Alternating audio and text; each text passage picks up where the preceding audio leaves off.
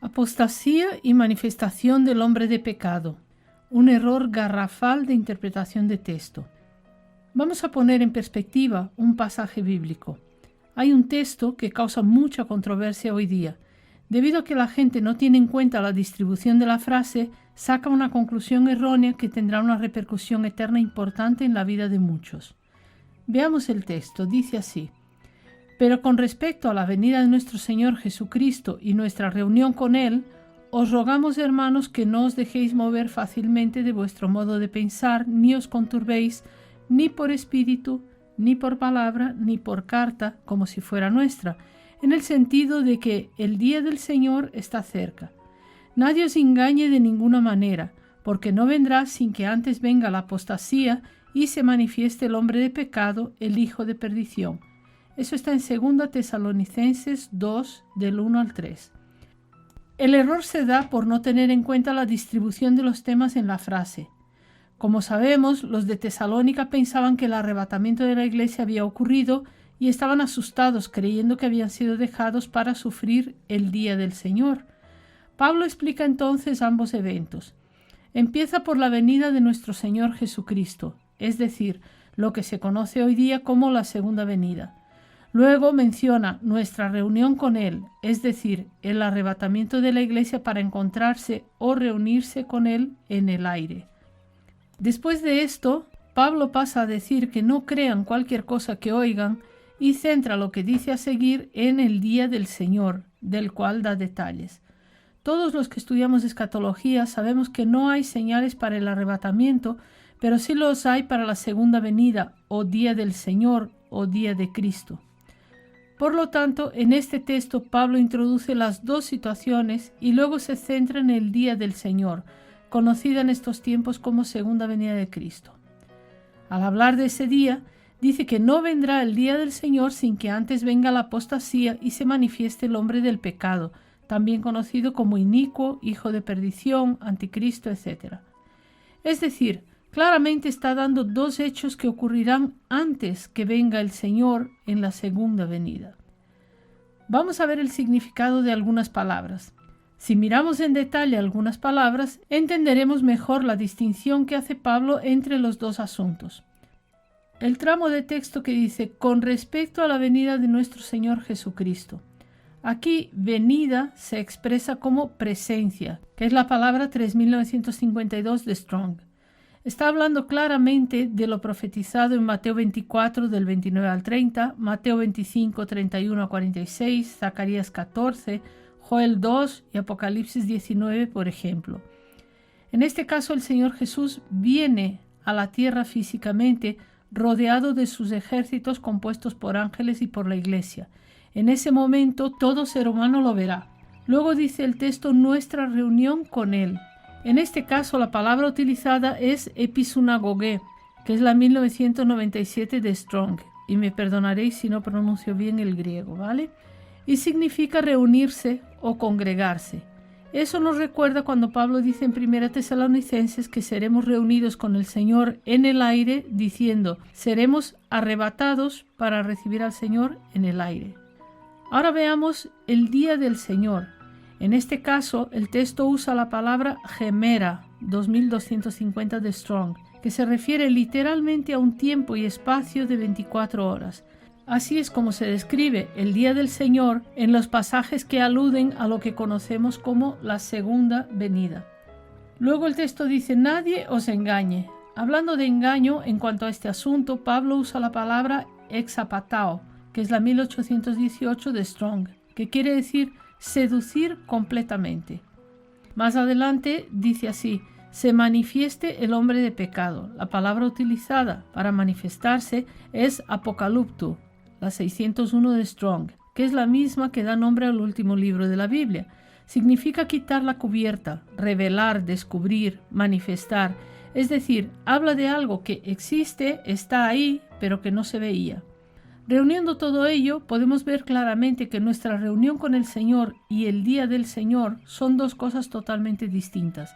Mientras que la primera se da en un abrir y cerrar de ojos, la segunda se da a lo largo de 24 horas. Veamos una pequeña comparación sobre esos dos eventos. Vamos a ver unas pocas diferencias a tener en cuenta entre el arrebatamiento, es decir, nuestra reunión con el Señor, y la segunda venida, o sea, el día del Señor. El arrebatamiento está descrito en Juan 14, 2, 3, 1 Corintios 15, 51, 52, 1 Tesalonicenses 4, 16, 17, etc. El día del Señor está descrito, por ejemplo, en Joel 1.15, en Joel 2.1, Apocalipsis 6 a 18, Amós 5.18, Isaías 2.12, 13.16, 12.9, Ezequiel 33, etc.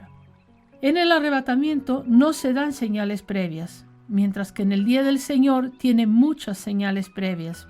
Están descritas principalmente Mateo 24, 25, Hechos 2:20, Ezequiel 38 y 39, etc.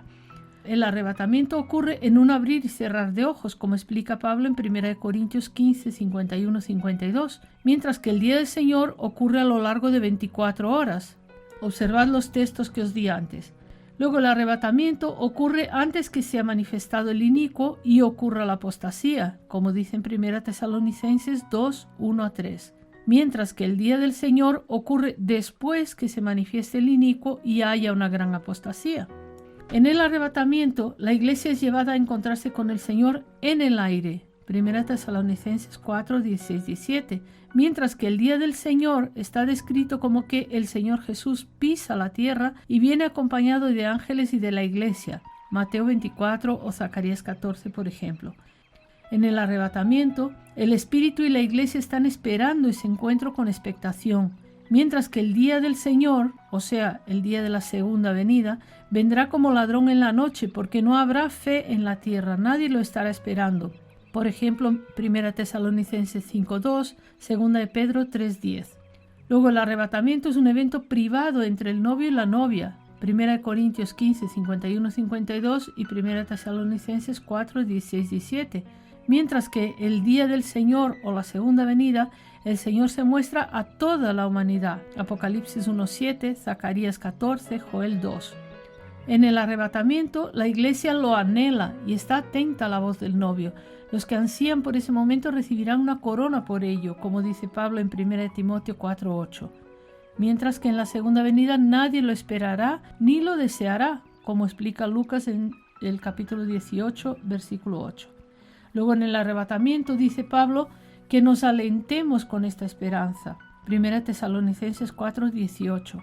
Mientras que el día del Señor está calificado como un día terrible e insoportable. Por ejemplo, Apocalipsis 6, Joel 2:11, Malaquías 4:5. Este error de interpretación es muy peligroso. Acordémonos que en este contexto Pablo usa la palabra engañar con el mismo sentido de seducir. La seducción es lo mismo que el embrujo, que se da cuando alguien miente llevando a otros a engaño. Hoy día muchos están dudando de la promesa que dio el Señor Jesús a la novia de venir a buscarla para llevarla a vivir con Él en el cielo. Juan 14, 2, 3.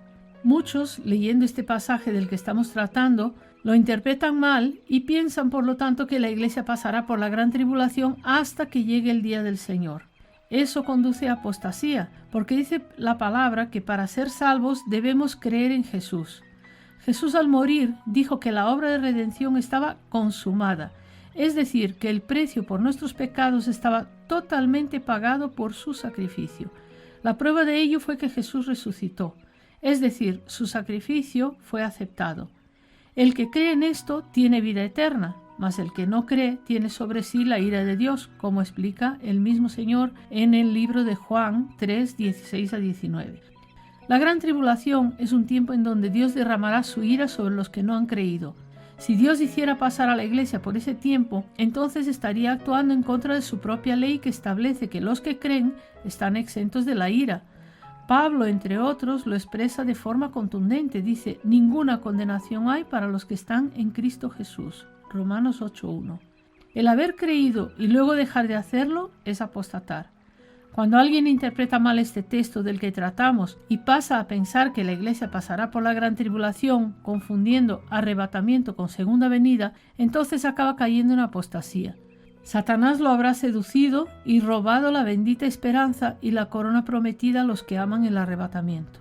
En resumidas cuentas, La señal de la apostasía y la manifestación del hombre de pecado es para la segunda venida, que será al final de la gran tribulación, y no para el arrebatamiento, que será antes de la gran tribulación. El orden de los acontecimientos, por lo tanto, es 1. Arrebatamiento para reunirnos con el Señor en el aire. 2. Apostasía y manifestación del inicuo. 3. Día del Señor o segunda venida, que es el día en el que el Señor Jesús pisa tierra y todo ser humano lo verá. Mantén tu atención puesta en la palabra de Dios, en Cristo y su Espíritu Santo, que nos guardan y nos guían. Cuidado, porque los tiempos son difíciles y peligrosos y el enemigo siempre busca seducirnos con sus mentiras y manipulaciones de la palabra. Cuando leas la Biblia, presta atención a cada detalle y pide al Espíritu Santo que te aclare lo que no entiendes. Cuídate de las redes sociales, donde muchos entran en pos de reconocimientos efímeros e incluso muchos agentes de Satanás se disfrazan de hermanos en la fe para arrastrar a muchos a la condenación. Hagamos lo mismo que el salmista que dijo: «En mi corazón he guardado tus dichos para no pecar contra ti». Salmos 119:11. Bueno, hasta aquí sobre este tema. Si esta enseñanza te ha edificado, compártela con la gente que te importa. Que el Señor te bendiga.